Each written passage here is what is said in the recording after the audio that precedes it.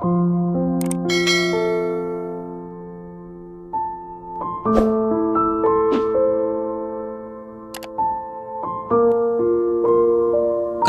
kereta, miliarder ini ketemu janda miskin.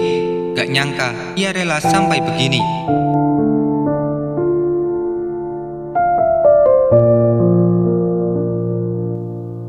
Tak ada yang pernah tahu dengan pasti bagaimana kita akan menemukan cinta, di mana atau bahkan dengan siapa. Adalah Yao Nassan, seorang miliarder asal Tiongkok yang memiliki pusat bisnis di Spanyol. Suatu waktu, ia dalam perjalanan wisata ke sebuah distrik di provinsi Zhejiang bersama teman-temannya. Saat akan kembali ke kota, siapa menyangka mereka ketinggalan kereta terakhir yang berangkat hari itu. Jadi Nassan mengetuk pintu rumah di kaki bukit, berusaha mencari tempat menginap malam itu. Rumah yang membuka pintu untuk mereka adalah kediaman Nyonya Liu Lijuan, seorang janda yang hidup sendirian. Tanpa diduga, Nassan dan Liu seolah sudah lama bertemu. Mereka merasakan kecocokan satu sama lain.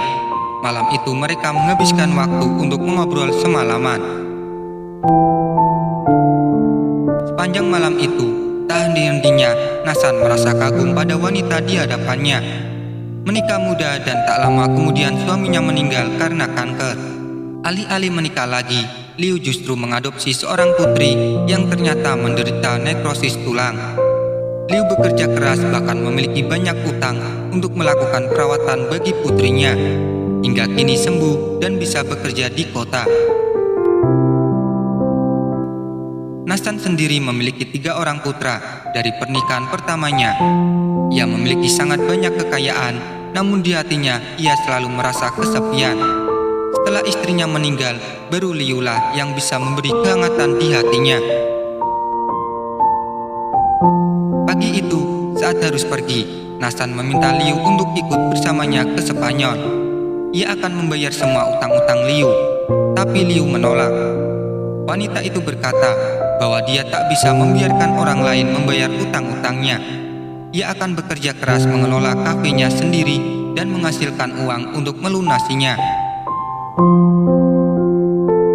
Pertemuan semalam dan kehangatan yang terus tersisa di hati Nassan membuatnya selalu memikirkan Liu. Meskipun ia sudah kembali pada aktivitas bisnisnya, setelah berpikir masak-masak, ia memutuskan menyerahkan bisnisnya kepada ketiga anaknya, dan Nassan sendiri kemudian kembali ke Tiongkok. Nassan kemudian bekerja sebagai koki di kafe yang dikelola Liu. Berkat sentuhan cita rasa Nassan, kafe itu berjalan lebih baik. Nassan dan Liu pun kemudian memutuskan menikah dan hidup bersama.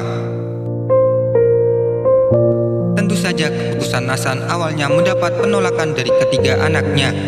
Terlebih ketika sang ayah memilih melepaskan bisnisnya dan hidup di desa.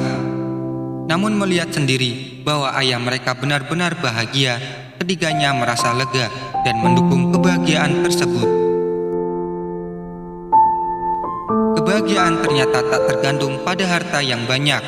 Menemukan cinta yang memberikan kehangatan adalah kebahagiaan yang jauh lebih nyata.